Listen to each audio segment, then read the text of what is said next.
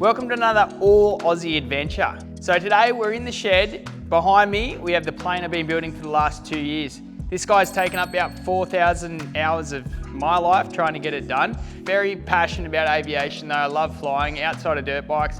Really enjoy getting up in the sky and drilling holes and making a mess of it. This is a Pitts S111. It's kind of the most new age of the Pitts special aircraft. The reason I chose this one, it's pretty much the YZ250 of the plane world. It's nice and light, powerful. It's a little bit old school, but it can still do everything that the new ones can do. Definitely a huge job trying to get this machine flying. I spend like hundreds of hours in here and you look at what you've done, you're like, nothing's even happened. So I'm at the stage now where I'm towards the pointy end of it. We've got all the tail together and it's ready for the engine and the prop to go on. So it's just exciting to fit all the final parts on, knowing that that's the last time that they're going to go on, and hopefully they stay on there and don't fly off in the sky.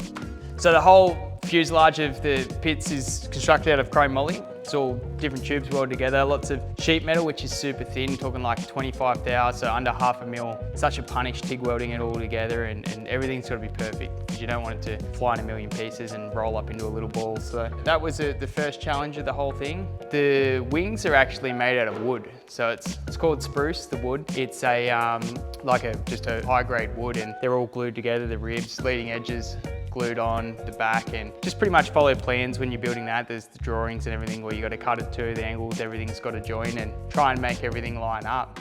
The whole back section of the plane's made out of carbon. It's got chrome moly underneath it, but I did carbon fiber skins on everything. Just super strong, like it's a new age material. It's better than what these aircraft were designed with in the plans. So 90% of the aircraft is covered in fabric. Polyfiber Seconite's the covering system that I used, and it's old, it's like old technology, but it's been around since the 50s, this brand, and the cans of the stuff, it just like looks so vintage, but it's one of those things that worked well back then and it hasn't really changed. It's really utilized in the aerobatic world because you get a super strong product that's very lightweight. It is a lot harder to do long term, I think, than doing like an alley-clad aluminium covering or carbon fiber or something, because you've got to replace this. It only lasts 15, 20 years and you've got to do the whole show again. But again, the time and work you put in, the result that you get, this stuff's much lighter and works a lot easier.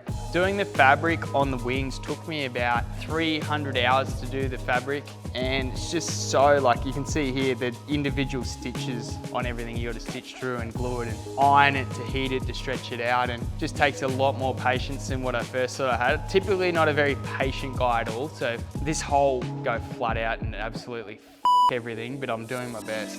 A friend of mine, Simon, who's got Douglas Aerospace in Wagga, helped me out with the paint. And Douglas Aerospace is a huge company, does all like the big military C-130 jets and really knows what they're doing. So to get their experience and input and help with spraying this whole thing was definitely very lucky. Came out with a cool color. I wanted to go matte, but not too matte. So we went a matte black and then added a little bit of sheen to it. And then we did a clear Cerakote ceramic coating over the top. Idea with the Cerakote, a lot more hard wearing, especially I run out of a grass strip here on the farm. So little rocks and lots of bugs everywhere. It makes it easier to clean and hopefully less stone chips on everything. So now the project just needs a donk bolted on the front here and the prop. I'm just waiting on engine mounts to get shipped from the US. They should be here next week. Hopefully I can get it flying soon. I'm not going to put a date on it because I've done that in the past and I ended up about 2 years out. So for everyone that asks questions about when I post this thing on Instagram, this is it, this is where it's up to, and fingers crossed next couple of months you'll see it in the sky. We'll do another video when the donk goes on here in a few weeks. Stay tuned.